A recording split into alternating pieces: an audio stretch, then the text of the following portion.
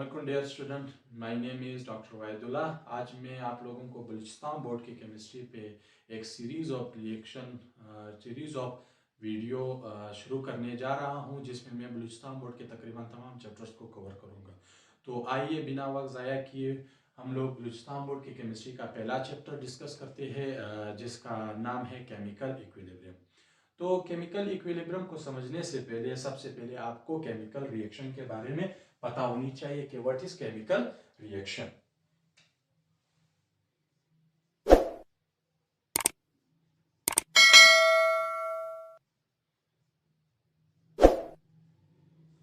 What is chemical reaction? Chemical reaction क्या होती है? केमिकल रिएक्शन वो प्रोसेस है जिसके अंदर रिएक्टेंट तब्दील हो जाते हैं प्रोडक्ट के अंदर। तो हर वो प्रोसेस जिसमें रिएक्टेंट तब्दील हो जाए, कन्वर्ट हो जाए किसके अंदर? प्रोडक्ट के अंदर, उस प्रोसेस को हम लोग क्या कहते हैं? Chemical reaction.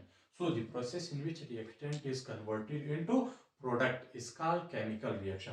फिर सवाल ये पैदा होती है, सर रिएक्टेंट क्या होती है, प्रोडक्ट क्या होती है? तो हम लोग कहते हैं रिएक्टेंट हर वो चीज है रिएक्शन के अंदर जो आपस में मिलकर के एक दूसरे के साथ रिएक्शन करके एक नया चीज प्रोड्यूस कर दे, उस केमिकल को हम लोग क्या कहते हैं? रिएक्टेंट कहेंगे। तो हम लोग कहते हैं केमिकल्स विच आर कन्वर्टेड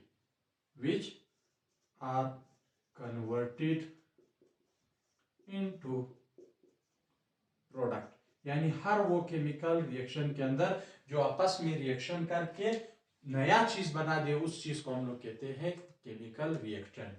और प्रोडक्ट क्या है? हम लोग कहते हैं any new chemical produced in a reaction, any new chemical produced in a reaction, यानी हर वो नया चीज जो रिएक्शन के अंदर रिएक्टेंट की वजह से बनता हो, उस चीज को हम लोग कहते हैं प्रोडक्ट। सो हर वो प्रोसेस जिसमें रिएक्टेंट एक दूसरे के साथ रिएक्ट करके एक नया चीज बना दे, यानी प्रोडक्ट बना दे, उस प्रोसेस को हम लोग कहते हैं केमिकल रिएक्शन।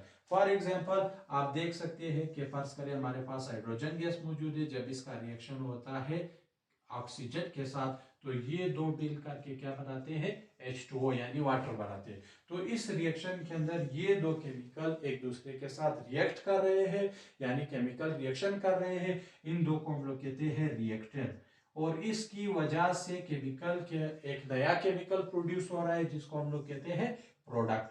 तो हर वो रिएक्शन जिसके अंदर रिएक्टेंट तब्दील हो रहा है किसके अंदर? प्रोडक्ट के अंदर, उस प्रोसेस को हम लोग कहते हैं केमिकल रिएक्शन। केमिकल रिएक्शन के बेसिकली टू टाइप्स होते हैं। केमिकल रिएक्शन के बेसिकली कितने टाइप्स होते हैं? दो टाइप्स होते हैं। एक को हम लोग कहते हैं रिवर्सेबल रिएक्शन। क्या कहते हैं? Reversible reaction.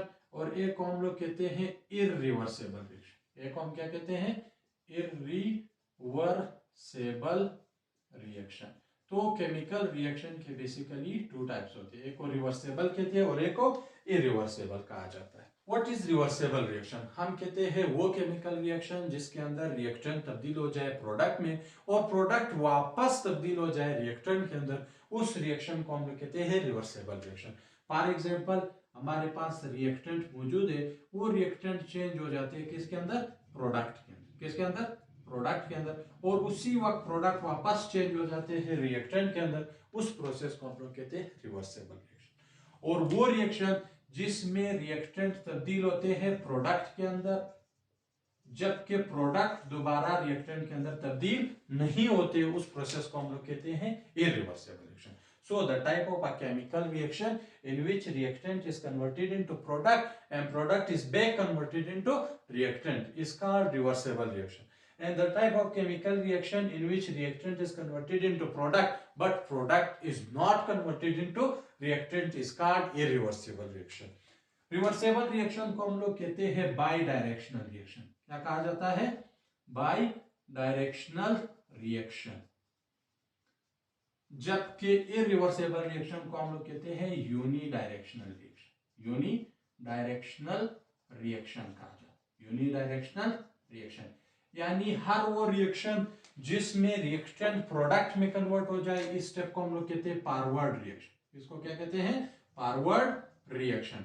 और हर वो स्टेप ऑफ रिएक्शन जिसमें प्रोडक्ट वापस रिएक्टेंट में कन्वर्ट हो जाए, इसको हम लोग कहते हैं बैकवर्ड रिएक्शन। बैकवर्ड रिएक्शन, तो हर वो रिएक्शन जिसमें फॉरवर्ड रिएक्शन भी हो रहा हो और बैकवर्ड रिएक्शन भी हो रहा हो, यानी दो डायरेक्शन में हो रहा हो, तब ऐसे रिएक्शन को हम लोग कहते हैं by directional reaction.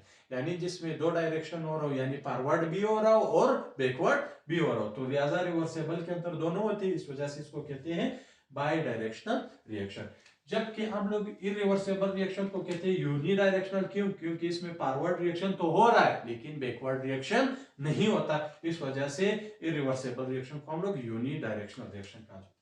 Reversible reaction को हम लोग बाई डायरेक्शनल के साइन से जाहिर करते हैं, बाई डायरेक्शनल साइन से, और इरिवर्सेबल रिएक्शन को हम लोग यूनिडायरेक्शनल साइन से जाहिर करते हैं, यानी सिंगल एरो से जाहिर करते हैं।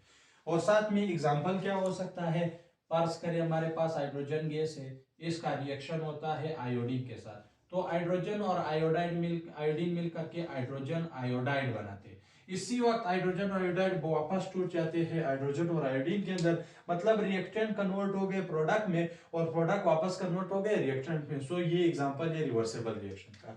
इरिवर्सेबल का एग्जांपल क्या है, फर्ज करिए हमारे पास कोल है, उसकी कंबशन हो गई, जल गया, प्रोडक्ट बनाया कार्बन डाइऑक्साइड गैस और H2O, तो कोयला का कन्वर्ट हो जाना कार्बन डाइऑक्साइड और H2O में, और उसी वक्त कार्बन डाइऑक्साइड और H2O वापस कोयला नहीं बना सकता। This is the example of irreversible reaction. Thank you. अगर आपको मेरी वीडियो पसंद आई हो तो काइंडली मेरे चैनल को सब्सक्राइब करें और अपना पेज भी कमेंट के थ्रू दें। Thank you.